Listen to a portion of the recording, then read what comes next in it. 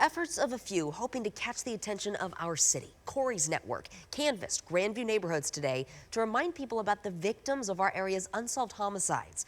KCPD says 23 people have been killed in Kansas City so far this year. Of those homicides, police have cleared and solved 12 of them. That leaves about half of those victims' families still searching for answers. KSHB 41 News reporter Jian Kim joined families in Grandview today for that canvass and vigil. She shares what they hope events like this could do for their loved ones' cases.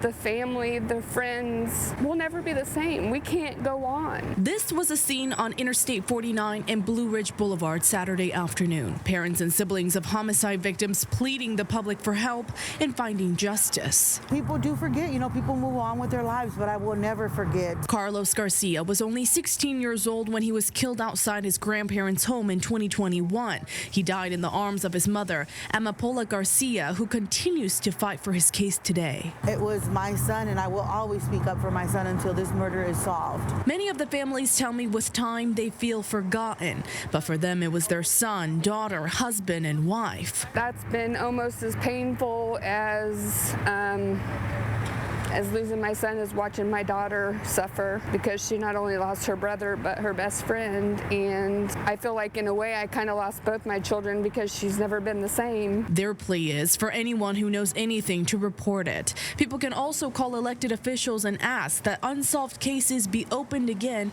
and expedited. I know I've already waited 4 years, but 5 months seems like a long time since you get a little bit of positive news and then nothing comes of it. Leaders with Corey's network say they have identified 680 unsolved cases and counting in the metro alone. Until every one of those cases are closed, the organization will pay for funerals, guide families through the court system, and offer counseling for support. Not just let go of balloons and light some candles, because the candles will blow out and the balloons will disappear, but instead we try to stay vigilant over the families that we are helping. Jian Kim, KSHB 41 News.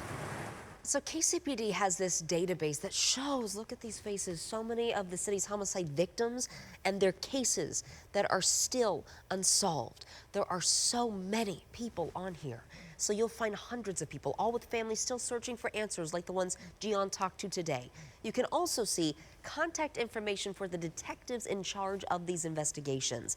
And as always, if you know anything about any crime in the area, call the Kansas City Crime Stoppers. Your tip will stay anonymous, and you could get a cash reward if information from you leads to an arrest.